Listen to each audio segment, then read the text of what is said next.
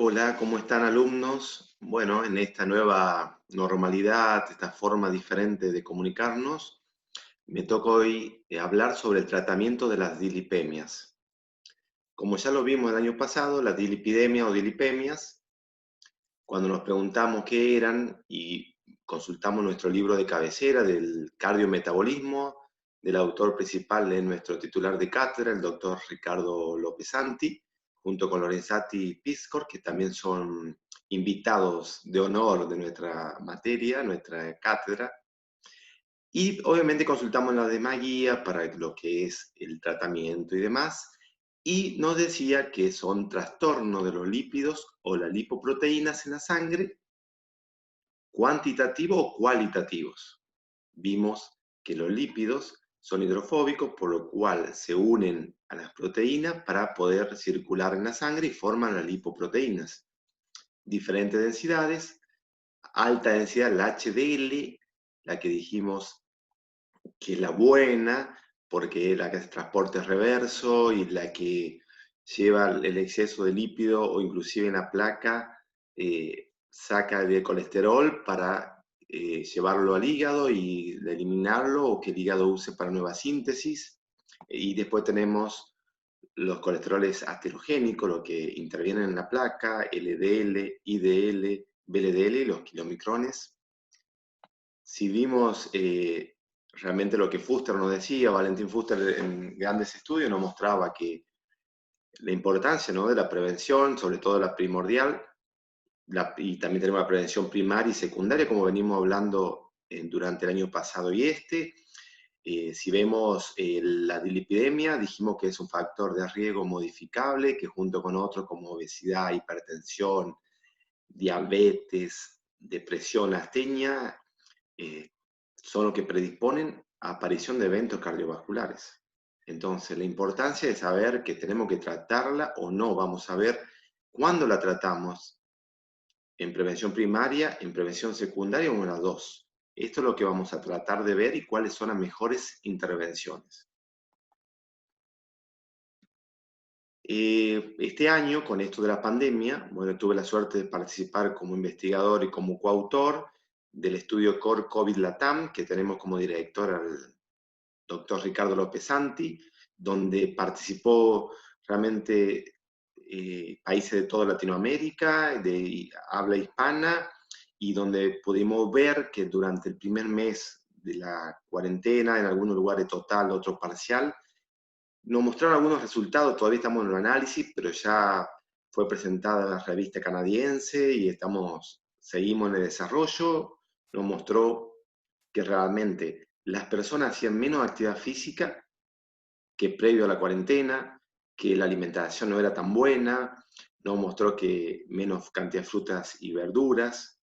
Algunas cosas buenas, habían dejado de fumar un porcentaje y también de tomar un poquito menos de alcohol, pero había datos también de depresión, mucha ansiedad, mucho estrés, que eso juega en contra con nuestras enfermedades, y ahí transcurriendo 6, 7 meses de cuarentenas de diferentes tipos, yo creo que eso también, como mostró el estudio, malos hábitos alimentarios, sobrepeso, aumento de peso, y eso también seguramente llevó a aumentar la enfermedad cardiovascular y la dilipidemia. Entonces, estamos en una etapa muy crítica porque hay más factores de riesgo, lo vemos día a día, y entonces nosotros tenemos que conocer eh, el estado de nuestra comunidad para poder actuar. En cuanto a nuestro tema, la hipercolesterolemia, se está demostrado que cuanto más aumento del colesterol, más alteración hay más probabilidad de tener cardiopatía isquémica, infartos, reinfartos, ACV y mortalidad por estos. Por lo cual, si vemos el estudio Framingham, el aumento del colesterol se asoció a aumento de la posibilidad de tener cardiopatía isquémica en forma lineal. El estudio Framingham, uno de los estudios más importantes, si no lo es el más importante de la historia, que viene estudio de una población y nos sigue dando información. Si vemos el estudio Mr. Fit, ahí se observó la relación que había gradual entre hipercolesterolemia y mortalidad por enfermedad coronaria también.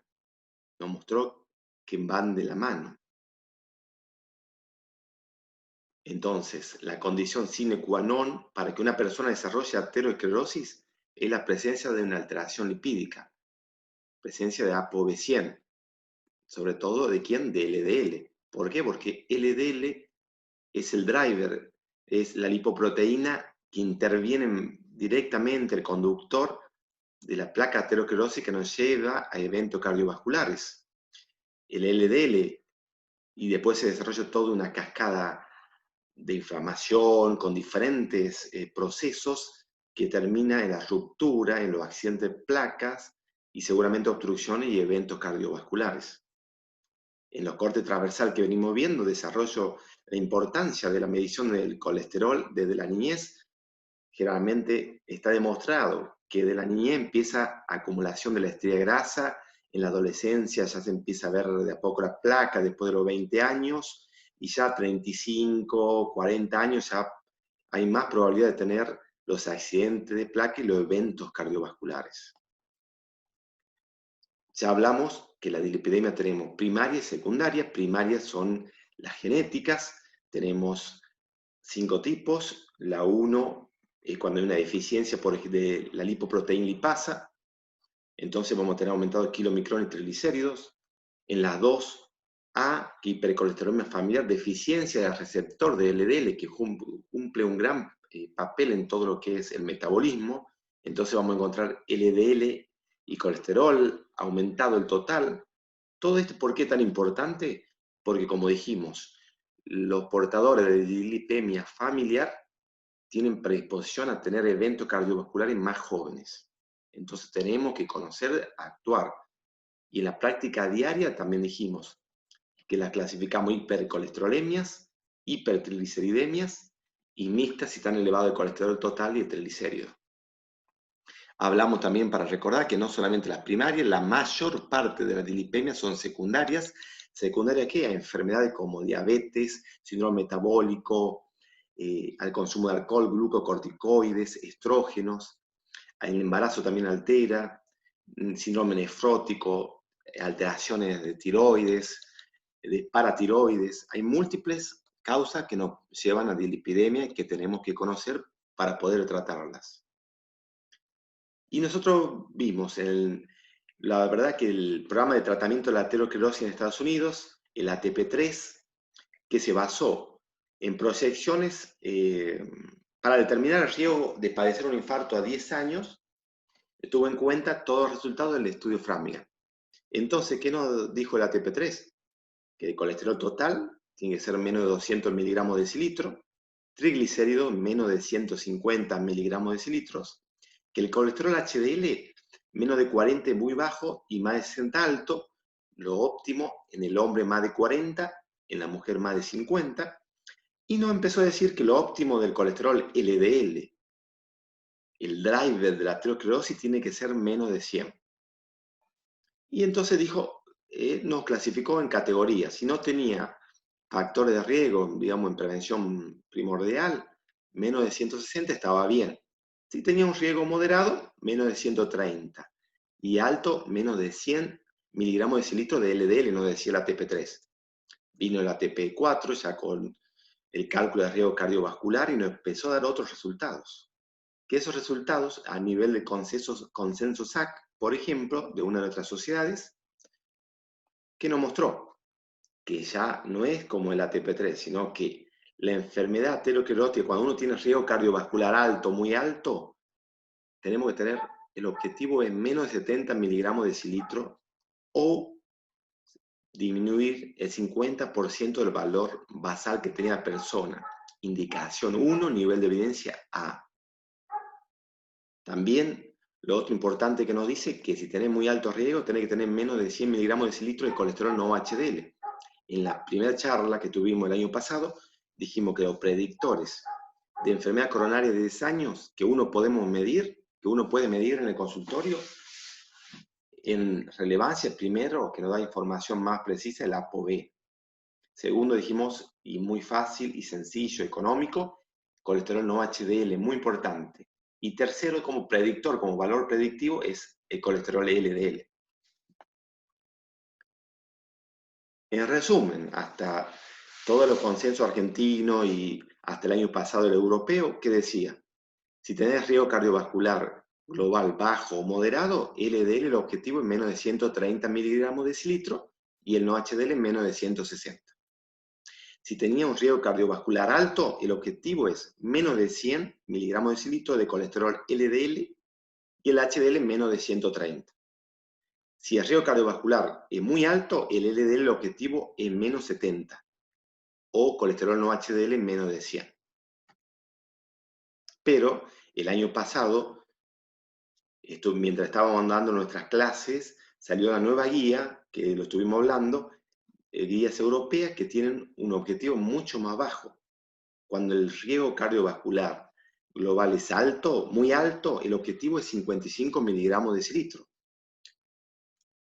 Y si encima en los últimos 2 años tuviste un evento cardiovascular, el objetivo más bajo, menos 40 miligramos de decilitro. Esos fueron los grandes cambios de esta guía, no hacia el tratamiento, sino el objetivo. Cuanto más bajo, mejor para prevenir eventos cardiovasculares. Entonces, con esto los tratamientos, primordialmente tenemos que enfocarnos tanto en prevención primaria como secundaria, en el tratamiento no farmacológico, que venimos hablando durante todo el cursado. Cambios del estilo de vida. Fundamentalmente, si fumás, no fumar, abandonarlo, hacer actividad física, que en la actividad física, la prescripción que habló en las clases anteriores el doctor Ricardo, en la que viene, que nos va a dar clases magistrales el doctor Héctor, realmente la importancia de la actividad física, mantener el peso adecuado, también una buena distribución de grasas, evitar el sobrepeso, evitar el síndrome metabólico, la obesidad, y si lo tenemos, tratarlo es tan importante, y como la alimentación saludable y equilibrada. En la actividad física está demostrado que hacer actividad física regular, más de 30 minutos diarios, al menos 5 minutos de 5 días a la semana, y la idea es ir progresando y aumentando en espacio e intensidad según cada persona la prescripción, disminuye tanto el LDL, VLDL y DL, como LDL pequeña y densa, que son las partículas, las lipoproteínas más heterogénicas que tenemos. Pero sobre todo, donde más beneficio tiene la actividad física es en disminuir moderadamente los niveles de triglicéridos y la lipoproteína rica en triglicéridos, y aumentar en forma moderada el colesterol HDL. Fundamental. Además de estos efectos y mucho más, hace la contracción del músculo liso, hace que la interleucina 6 produce la lipólisis y la oxidación de la grasa, activa el metabolismo de la glucosa, activa toda la cascada inflamatoria, la antiinflamatoria, todo un mecanismo antiinflamatorio que va a repercutir todo esto en la placa aterosclerótica. La alimentación saludable, en todo venimos hablando, sobre todo la dieta mediterránea, nos basamos en la alimentación basada en frutas y verduras, variadas, menos consumo de carnes rojas y sus derivados, un moderado consumo de carnes de pescado, de pollo, limitarnos en el consumo de alcohol, el tema de los aceites, que es muy importante realmente. Y tenemos el tratamiento médico, los hipolipemiantes. Hipolipemiantes tenemos, la verdad, que muchos y cada vez más. Locales, algunos que actúan a nivel local y otros sistémicos. Los locales como los secuestradores de ácidos biliares. Lo que hacen generalmente se unen en la luz intestinal a los ácidos biliares, entonces evitan que se absorba todo el colesterol. O lo selectivo de absorción de colesterol, como es tan importante el ezetimibe, inhibe al transportador, a la proteína de Niemann-Pick, entonces no se absorbe el colesterol. Los sistémicos tenemos las estatinas, que son realmente muy importantes en toda la historia del tratamiento, y está comprobado que realmente bajan casi el 50% del porcentaje del colesterol total. El ezetimibe por sí solo 10%, pero vamos a demostrar que unidos realmente se potencian. Los fibratos tienen un papel importante, sobre todo en la hipertrigliceridemia. Omega 3 también tenemos un aporte, y las niacinas un poco menos.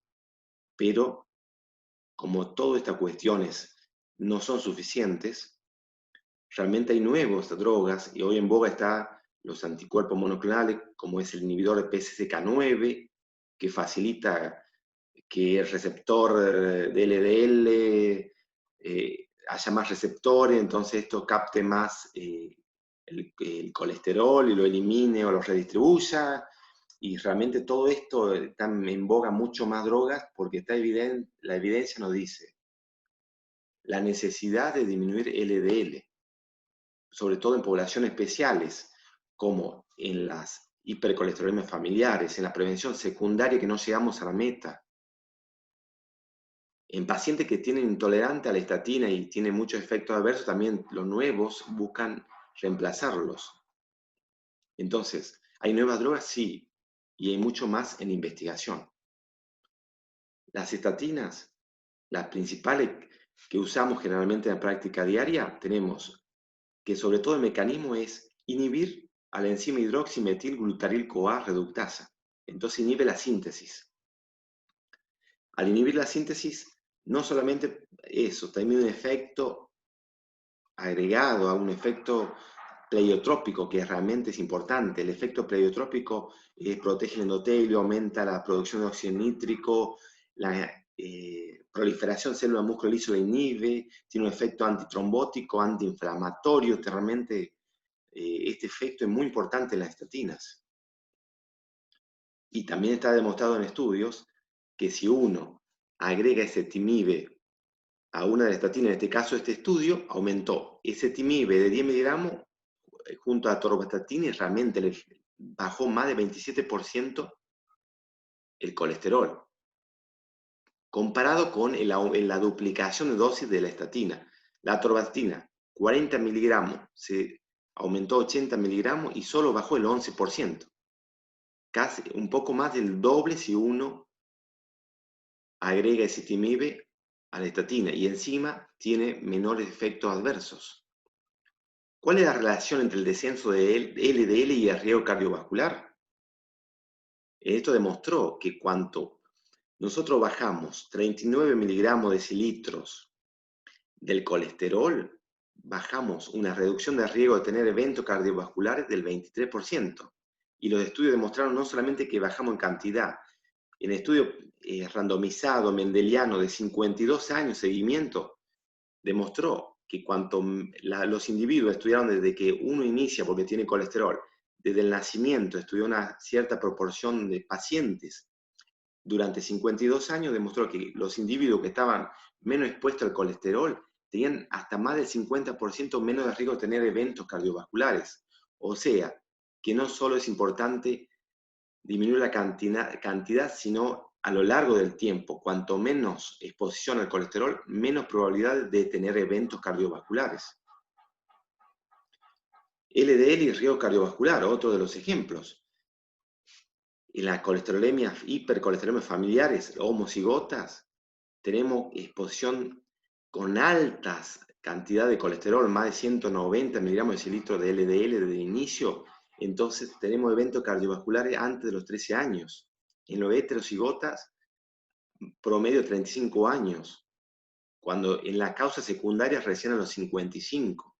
Entonces, es importante detectarla a tiempo y empezar a tratar cuanto antes. Las estatinas demostraron, si uno trata en los primeros años de vida a los pacientes con HF, recién tienen el evento 53 años, el primer evento cardiovascular, casi como si no fueran portadores de HF. Entonces es importante conocer y tratarlos. ¿Todas producen el mismo efecto de la estatina? No, hay de baja intensidad, moderada y alta. De baja intensidad tenemos la simvastatina de 10 miligramos, de 20 a 40 de moderado, y de alta intensidad tenemos recursos como atorvastatina de 40 a 80 miligramos, rosuvastatina de 20 a 40 miligramos. ¿Qué evidencia hay sobre el uso en prevención primaria? Hay mucha. En prevención primaria hay muchos estudios. Tenemos el WOSCOP, tenemos el Júpiter, el último HOP3, que nos demostraron. El estudio WOSCOP es en personas, se comparó que tienen colesterol elevado, más de 190 miligramos de decilitros, Se comparó pravastatina a placebo y demostró que realmente en personas en prevención primaria, digamos que no tuvieron eventos cardiovasculares, que tenían riesgo cardiovascular moderado, bajó un 31% la probabilidad de infarto no fatal y muerte coronaria, un 33% la mortalidad coronaria, un 22% la total, y la revascularización también bajó muchísimo. Otro del estudio muy importante, el Júpiter, un estudio también con pacientes con alta cifra de colesterol LDL, con riesgo cardiovascular intermedio. Se comparó rosuvastatina 20 miligramos con placebo y demostró también tener una disminución significativa de riesgo de eventos cardiovasculares, de muerte cardiovascular, ACV, infarto, angina inestable o probabilidad de revascularización. El estudio HOP3 es el más nuevo, 2016.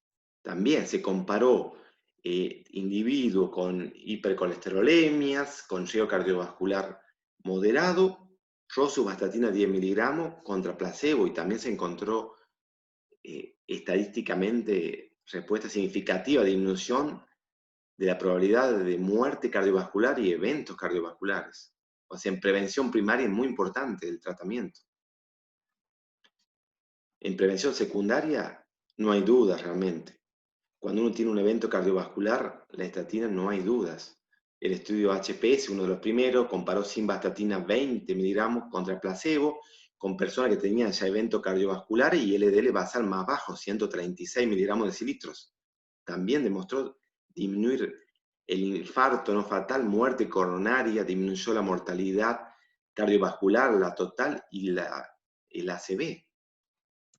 El estudio PROVIT también comparó otra cuestión, ya no solamente el placebo, sino pravastatina 40 con atorvastatina 80, y nos mostró una disminución significativa de muerte total o eventos cardiovasculares mayores.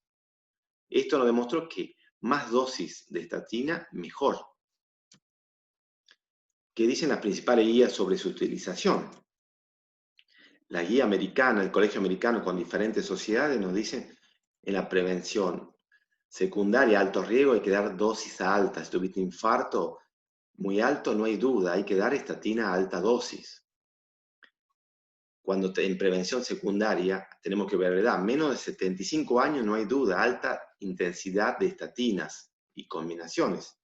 En mayores de 75 años está todavía, ahí hay dudas, hay que seguir, pero hay que evaluarlo bien individualmente. En prevención secundaria, estatina de alta intensidad, siempre. En cuanto a las dilipemias, cuando tenemos hipercolesterolemia severa, ¿qué nos dicen? Cuando tenemos colesterol HDL 190 en prevención primaria, estatina de alta intensidad, no hay que ver ningún score, no hace falta ver el riesgo. Si tengo LDL más de 190, tenemos que dar estatina de alta intensidad. Si tenemos diabetes y no tenemos eventos, también está demostrado, entre 40 y 75 años, estatina de moderada intensidad. Independientemente del score, no hace falta un diabético sacar el score para ver si damos o no estatina. Si aparte tenemos diabetes y múltiples factores de riesgo, alta intensidad, pero una evidencia 2A. Ahora, siempre la duda que tenemos en prevención primaria. Cuando es prevención primaria, las personas que tienen menos de 190 colesterol total, no tienen diabetes y no tienen eventos cardiovasculares, la mayoría de las personas. ¿Qué hacemos? Está demostrado que tenemos que sacar el riesgo cardiovascular de cada persona.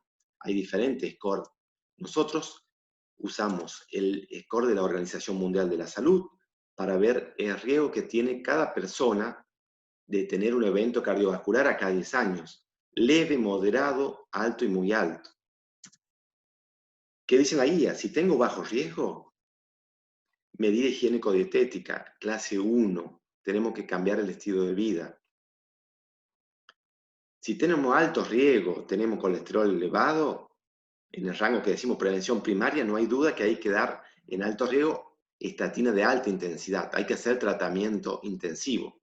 La duda está cuando tengo riesgo borderline y el intermedio que tengo ahí que no es alto, no es bajo, entonces tengo que ver los potenciadores, que vamos a ver qué son, y si eso no nos ayuda, tenemos otra herramienta como score de calcio coronario a través de una tomografía de la coronaria para ver el score cálcico. Potenciadores decimos cuando tenemos antes otras cuestiones que no ven, la verdad, la guía, las clasificaciones, los scores no lo toman en cuenta a veces, cómo está el colesterol, si tiene antecedentes cardiovasculares, tiene un síndrome metabólico, la mujer preeclampsia o menopausia precoz. Todas estas cuestiones para decidir si realmente damos o no estatinas, nos ayuda. El documento de posición de nuestras sociedades, en este caso la SAC, dice, estatina de alta potencia o eficacia, recomendación 1A, en prevención secundaria no hay dudas. En prevención primaria, cuando no hay dudas y que no tenemos que ver el score, hipercolesterolemia familiar o colesterol LDL mayor de 190 miligramos de decilitro. Insuficiencia renal crónica no dialítica, en diabetes mellitus, en score de alto riesgo o riesgo cardiovascular moderado con uno o más factores de riesgo, o sea, con potenciadores que hablamos recién. Y si tenemos algún signo de atenomatosis subclínica como placa en la carótida, también indicación de tratamiento con estatinas. Las guías de la Sociedad de Lípidos también nos ayudan, un resumen, lo primero lo que venimos diciendo, lo primero que tenemos que hacer es cambio de estilo de vida, ver si tenemos la dislipidemia secundaria, tratar a la enfermedad de que lo produce. Si tenemos triglicéridos elevados, también tratarlos. Evaluar el riesgo cardiovascular y según el riesgo, qué tratamiento farmacológico hacemos, qué intensidad de tratamientos. Entonces, en resumen, la importancia que tenemos es el tratamiento, hay que ver en prevención secundaria, no hay duda que hay que usar estatinas, en prevención primaria, en ciertos factores moderados con potenciadores y en alto riesgo, hay que usarlos sin duda, pero no olvidarnos que la principal herramienta es el cambio de estilo de vida, vida saludable, hábitos saludables. Bueno, espero que le haya servido, estoy para cualquier duda a través de la plataforma y pronto espero que podamos hacer una actividad de campo, así que les mando un saludo a todos, hasta luego.